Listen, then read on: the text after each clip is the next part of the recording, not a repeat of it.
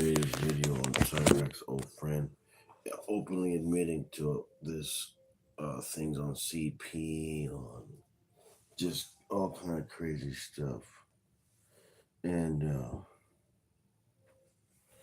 yeah, man, it's crazy. Like this stuff, this weirdo is doing and has done. And masshole mafia exploits them real bad. They're like they working at SeaWorld, and they if they working at Disneyland, Disney World around Kansas. I mean, he's not gonna be there tomorrow. And in the interview, he was saying he's gonna work tomorrow. Let's see what they say. I mean, that video got 10,000 views. 10,000 views in like 10 hours. It's getting 1,000 views in an hour, which usually don't get that kind of views. I mean, I saw the video on Red Screen's channel, and I actually interviewed before with Mastro Mafia back in 2020 when everybody was on lockdown. I don't know if they still have me on their live stream, but I was on one of their live streams, somebody's live stream, but that was crazy, man. That video is crazy. You guys should watch that. Later, the DNA linked to another 75-year-old Nina Whitney who lived in Kansas City. She was found at the bottom of the stairs in her home, a victim of stabbing. Like Kara, the bathtub had been left running. Was a serial killer on the loose? However, unlike Kara's murder, neighbors in the area had seen a suspicious man in his 50s with a limp and a black Jeep parked by her house. Investigators got a sketch of the suspect. Nina's daughter took one look at it and knew exactly who it was. An ex-boyfriend she had last seen in 1984, Jeff Moreland, an officer with the Harrisonville Police Department. For weeks, Jeffrey evaded officers who tried to get his DNA. Then he got arrested for another crime in a different county after a woman reported that he'd assaulted her. Harrisonville officers seized their chance and swooped in for the DNA. It came back a match to the woman he'd assaulted. It was found on both Kara and Nina. Yo, it's crazy, man. And Daniel Larson yesterday was hanging out with kids at Taco Bell. I don't know yet. Like I said, I don't know what's going on. They're gonna call me in a few days what my charges are gonna be. So I don't even know what my exact charges are. You know what I mean? I don't know.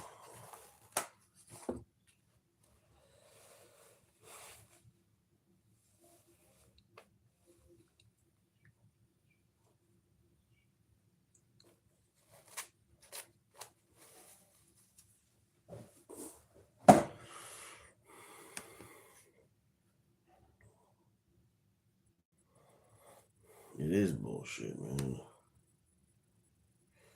I didn't do anything.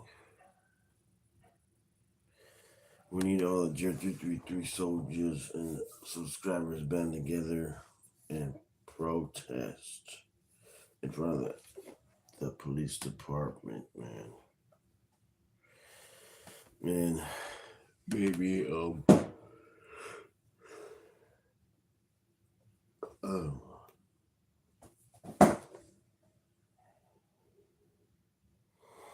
yeah, that's what they're saying, man. I don't know what they're gonna put on there.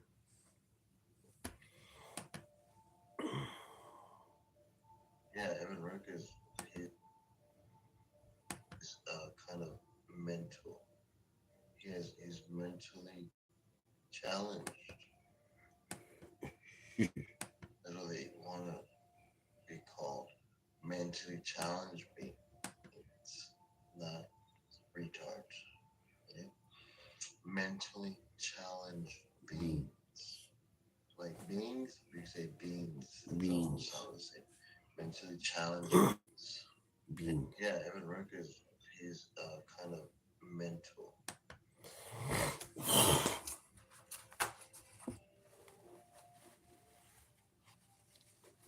So I don't know, man, when is my last day free. But I do remember one of them saying that once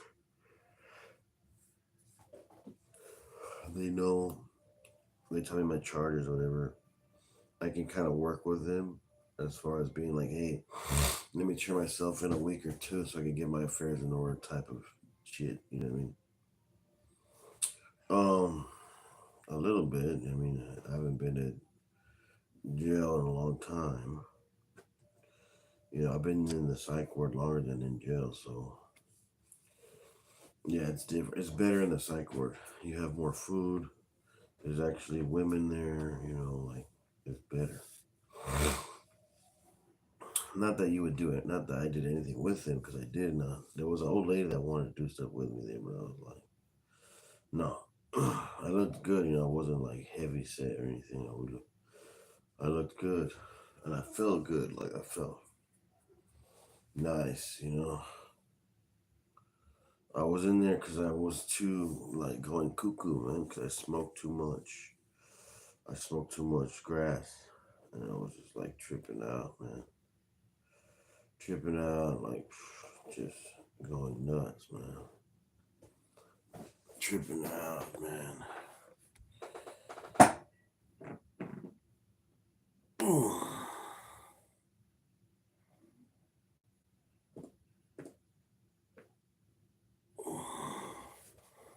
And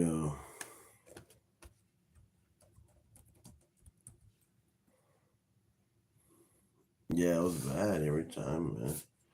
And like at first it was good, you know. Like at first it was like, oh, this is good. I felt good about it. And I kept going, like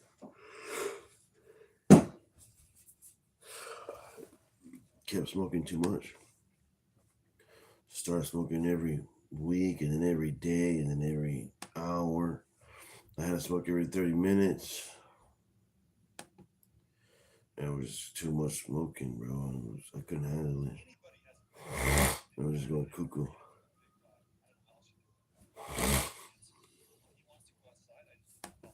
Just going cuckoo, man. Unexpected meltdown began with an argument that entails supernatural activity.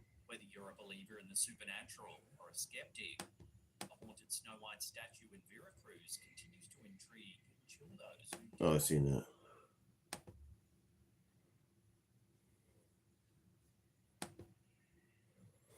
What is it? Yeah, I'm sober now, man. I can't smoke. I don't smoke, drink. I don't even smoke cigarettes anymore. I quit smoking cigarettes. I was smoking a pack a day. My lungs started, messing up. Just couldn't sleep at night. Just couldn't breathe. Because I'm already heavy as shit. And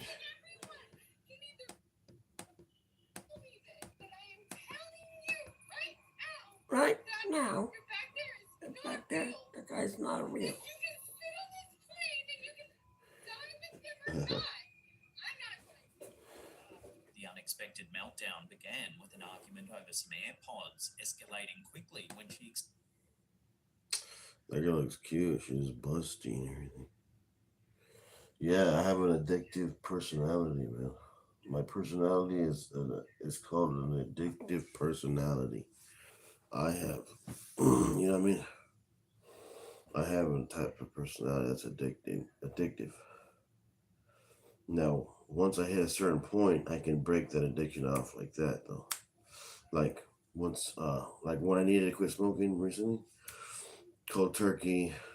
The next day, just done with it.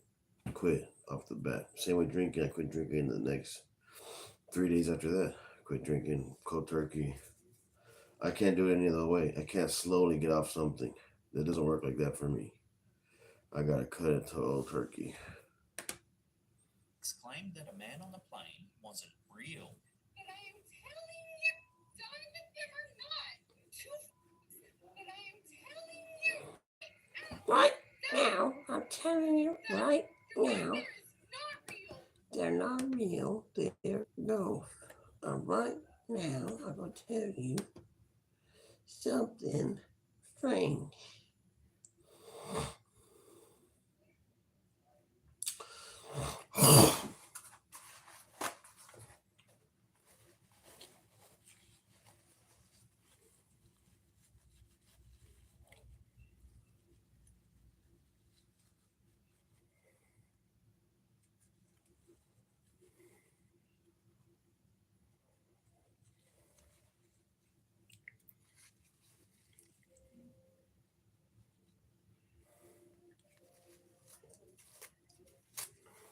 happened to this guy? Rest in peace, Matt. Last interview. What happened? What happened to this guy?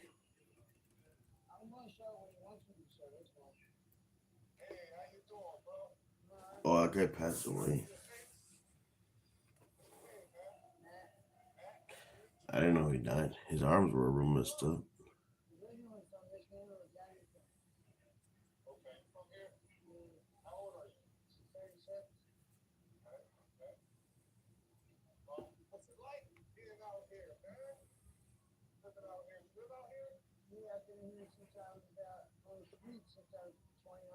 $29. He's barely 36.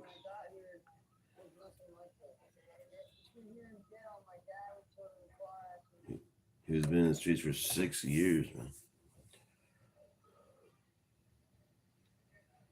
Well, it's just someone else who looks similar to the other guy, though.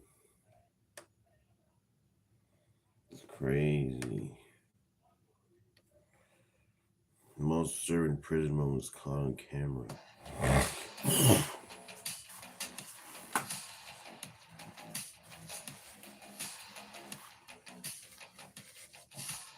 Goodbye to Chum Lee. Discovered in a nearby apartment, and Sepe was found hiding in a barn. In 2018, two men named Shane Joseph and Willie Ames were assigned garbage duty at a jail in Houston County, Georgia.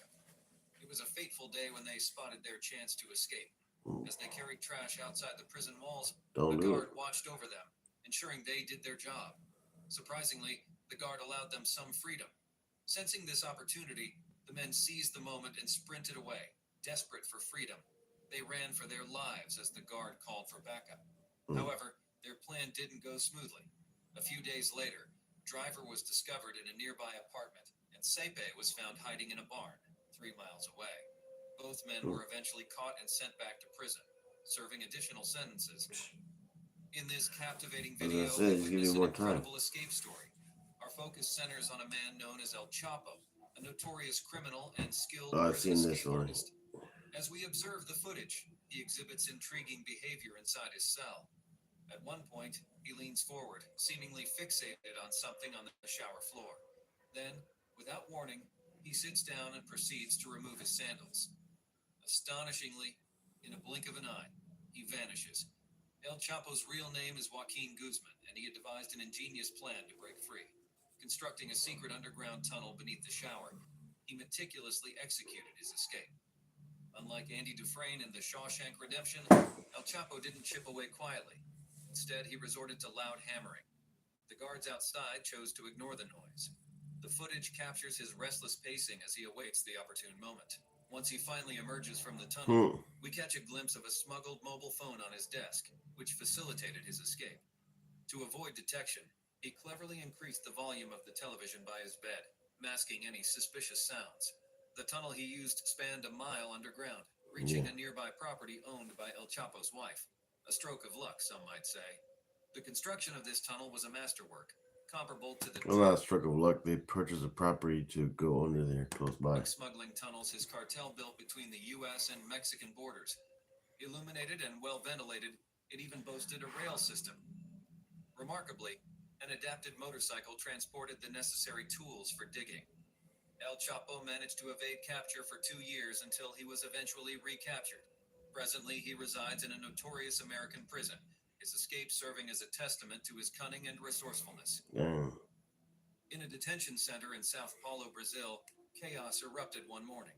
The guards were caught off guard as a well-coordinated riot unfolded. The majority of the 103 inmates seized control, taking 29 staff members, including the facility's director, as hostages. Within the facility's yard, mattresses were set ablaze, fueling the turmoil. Surrounding the detention center, riot police positioned themselves. Strangely, it seemed they all decided to take a coffee break simultaneously. Videos taken by amateurs and a police helicopter captured the astonishing scene. Dozens of inmates scaled the walls, descended trees, and dashed across the open field, resembling nimble commandos. Astonishingly, 54 inmates, over half of the population, managed to escape. However, their newfound freedom was short-lived. News outlets swiftly reported that 17 fugitives were promptly recaptured, leaving little doubt that the remaining escapees were swiftly apprehended. Sometimes you don't need to plan and stress to bust out of prison. All it takes is a stroke of luck. Michael Maldonado, a 25-year-old inmate, found himself in such a fortunate situation. While being transferred in 2018, he spotted the perfect opportunity. The police car had stopped at the prison entrance, and when the officer stepped out, Maldonado seized his chance. He made a break for it, attempting multiple escapes that day. Finally, he succeeded. It took some time to open the garage door, delaying the police officer's pursuit. And the dog. Maldonado ran for the hills but was recaptured the next day. The cops were surely more vigilant this time. In 2013, a man named Benjamin Houdin Barbeau, 41 years old, managed to escape from the Saint Jerome Detention Center in Quebec. Alongside him was his fellow inmate, Danny Provençal. It's unclear if they became friends while in prison or earlier. Together, they planned their escape. The day arrived when their accomplices hijacked a helicopter near the prison. They forced the pilot to fly them there.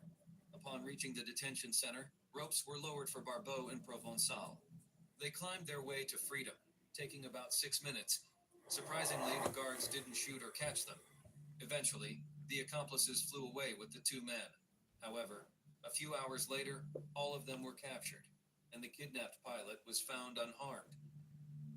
In a Brazilian city called Recife, a group of inmates at an adult correctional facility decides to stage a massive breakout.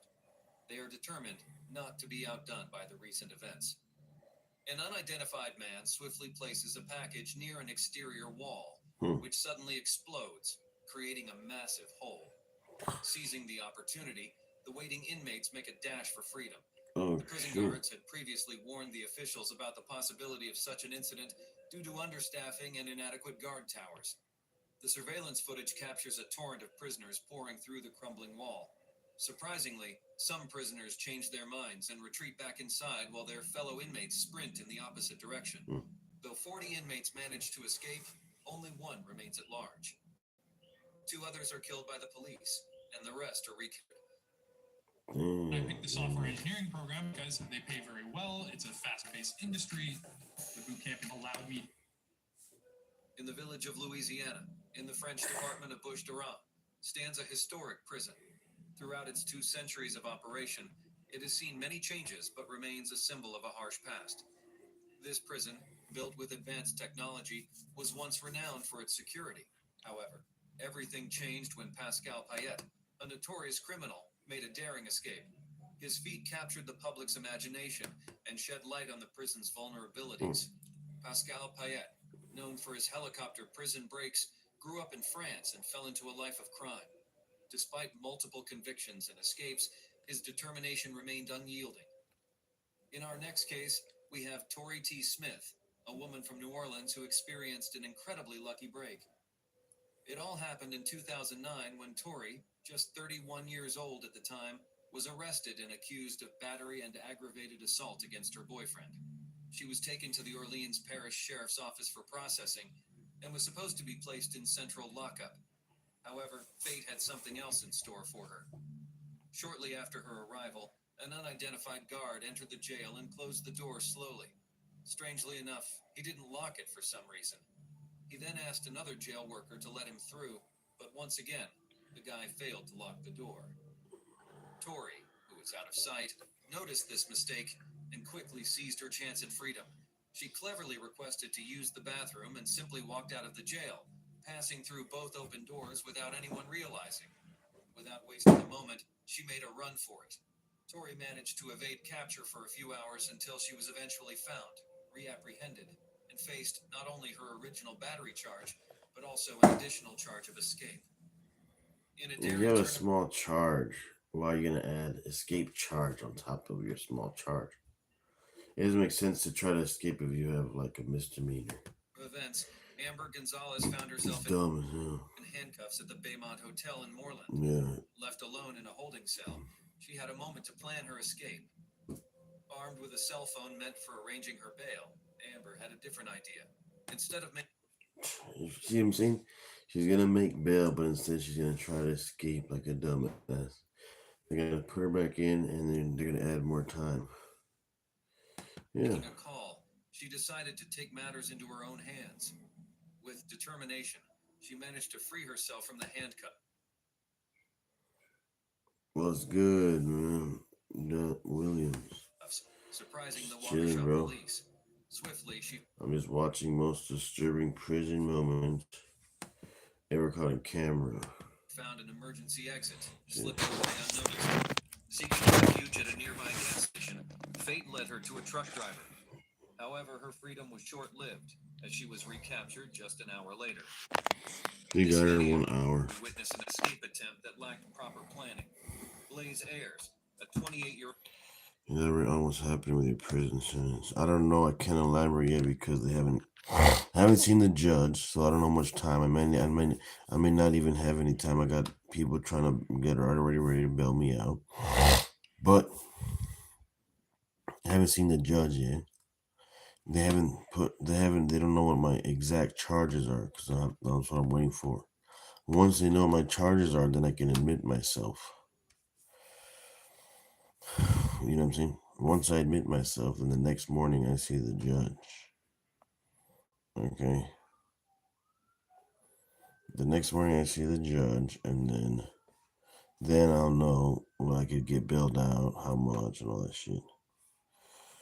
Thanks, Delvin. Girl detainee sought freedom at the Jackson County Sheriff's Office in Indiana. With nowhere to run, he barricaded himself in the medical room. Ayers climbed into the ceiling, hoping to find an exit. However, his noisy endeavor alerted the officers, who quickly located him. Damn, 193,000 views one day ago. Holy shit. Sadly, he neglected to consider that ceilings cannot support a grown man's weight. Consequently, he crashed to the ground in front of the waiting officers, who were armed with tasers. Surprisingly, the tasers weren't necessary since Ayers was already tangled in electrical wiring. In December 2021, a man being taken to prison in Brazil made a daring escape. Viral footage shows him leaping out of the moving police car with his hands tied. The officers seemed unaware as they kept driving. Can you imagine their shock when they arrived at the prison without him? It's uncertain if he was captured again, but judging by his determined escape, it seems he never intended to return. In 2016, Rustam, a 25-year-old prisoner in Russia, was locked up for theft.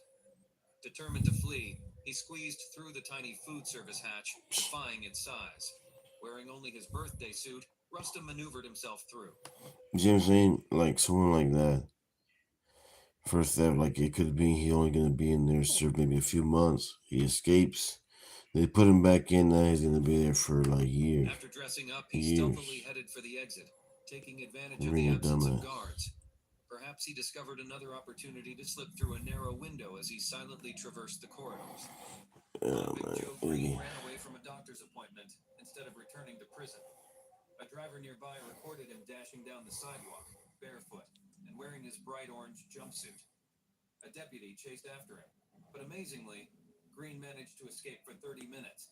Eventually, he ran straight to his old house, the obvious first place the officers checked. They caught him and added another charge for escaping jail. Do you see what I'm saying? They just get more charges. Restrictive weight loss methods and I'm done, man.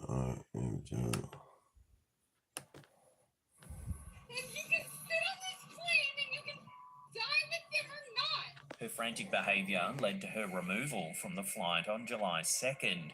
However, the ordeal didn't end there. Footage from a police body cam released by the New York Post reveals that Gomez proceeded to assault an uninvolved man in the terminal soon after her ejection from the flight. So I was just sitting right here, and she just kind of. Did she say anything before that to you? She punched this guy in the head. This innocent bystander, whose identity remains undisclosed, relayed to authorities that Gomez had pushed him in the chest, despite them having no prior interaction.